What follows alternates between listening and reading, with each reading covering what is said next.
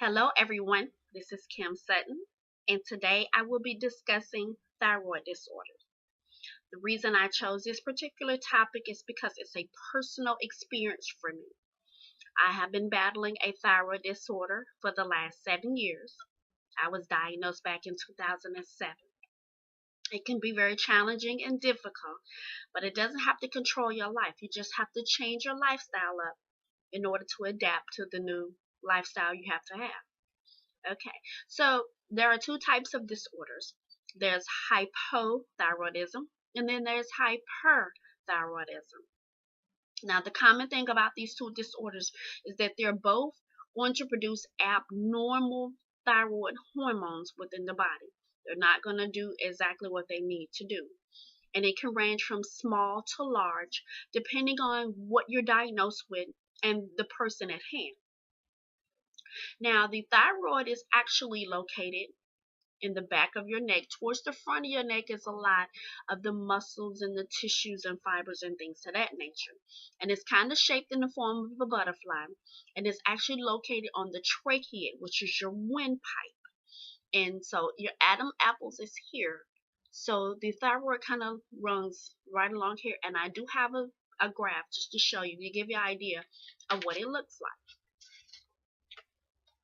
Okay, you have a right lobe here and you have a left lobe here, and this is your trachea, this is the windpipe, and this is your larynx, this is actually your voice box. So your Adam's apple is somewhere up in here, and this is the thyroid itself. And like I said, it's kind of shaped in the form of a butterfly, and this middle piece here that kind of connects both lobes together is the isthmus. So this will give you a general idea of what your thyroid looks like within your neck. But like I said, it's towards the back of the neck. Now, according to medicine.net, the thyroid gland plays a major role in your body, and it regulates numerous metabolic processes throughout the body. So different orders either going to have a different structure or different function within the body. Now, the sole function of the thyroid gland is to produce the thyroid hormones, and it affects nearly all the tissues within your body. It increases cellular activity or it can decrease cellular activity. It just depends on what you are diagnosed with. Now, the thyroid gland communicates with the pituitary gland, and the pituitary gland is located within your brain, and I have a diagram for that as well. This is kind of what your brain looks like. And you see that little P thing there? That is your pituitary gland. And this is your thyroid. So what it does, it talks to each other. It tells each other how much hormones to produce, to slow down, to speed up.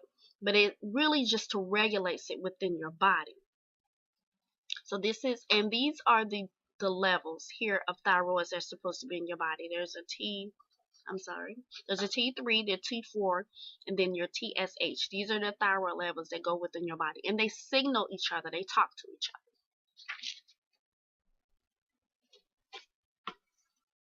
So that's what the pituitary gland works with the thyroid as well.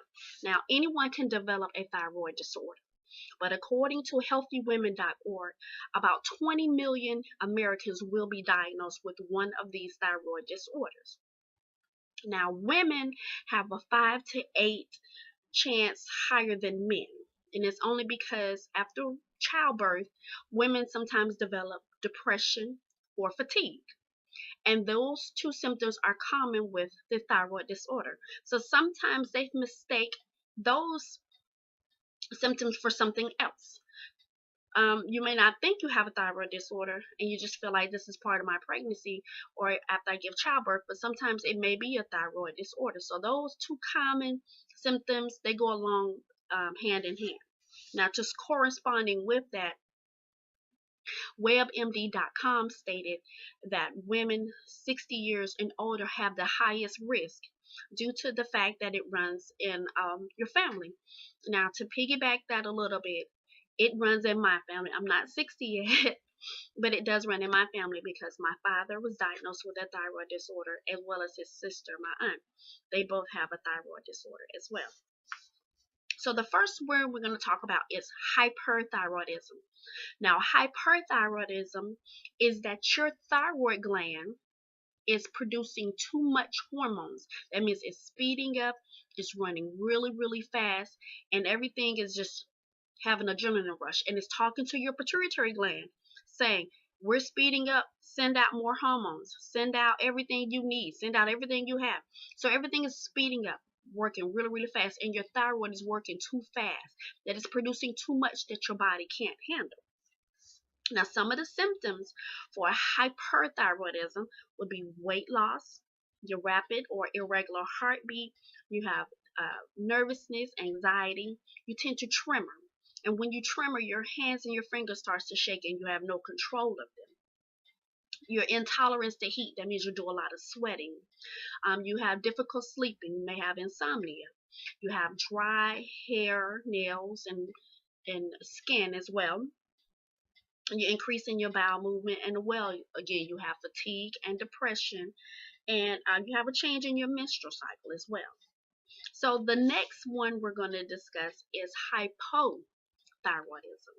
Now, hypothyroidism is when your thyroid gland is working fairly slow, and what it does is talking to the pituitary gland, and it's saying, we're not working that fast, so don't send out as much as hormones that we need to regulate your body.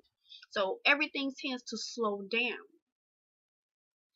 and it doesn't produce enough hormones in your body to work sufficiently. So, and like I said, it talks to the pituitary gland, tells it to slow down. So some of those symptoms that goes along with that is fatigue and depression. You tend to have weight gain. You have dry hair and skin and nails as well. You have hair loss. You have a slow heartbeat. You have constipation. You have a lack of being able to concentrate. You have poor memory. You have muscle aches, and you have an irregular menstrual cycle, and you tend to have high cholesterol, and you have intolerance to cold. That means you cannot stand to be cold, and the first thing that'll get cold on you is your feet.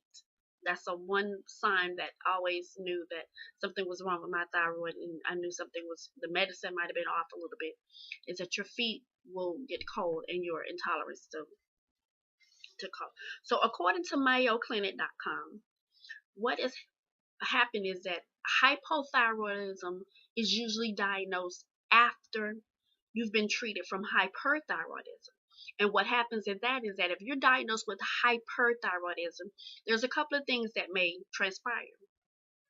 You can have surgery to remove the thyroid completely or just one of the lobes. You can have a radiation therapy, which usually used in cancer patients, and that'll kill off some of the producing of the thyroid hormones. Or you can have a really high dose of medicine. So that's kind of what causes someone to have the hypothyroidism if you've been diagnosed with hyperthyroidism. So to just sum it all up, it's good to have a physical examination done and have your blood test done as well, so it can test your T3, your T4, and your TSH, which is your thyroid stimulating hormones.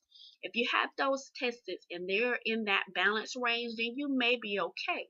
But if they're a little off, you might want to consider, seeking the doctor's advice to see what would be best for you. And there's a list of medications out there, and it's just best to get it tested. So I hope you enjoyed this discussion, and I hope it was very informative to you. Take care.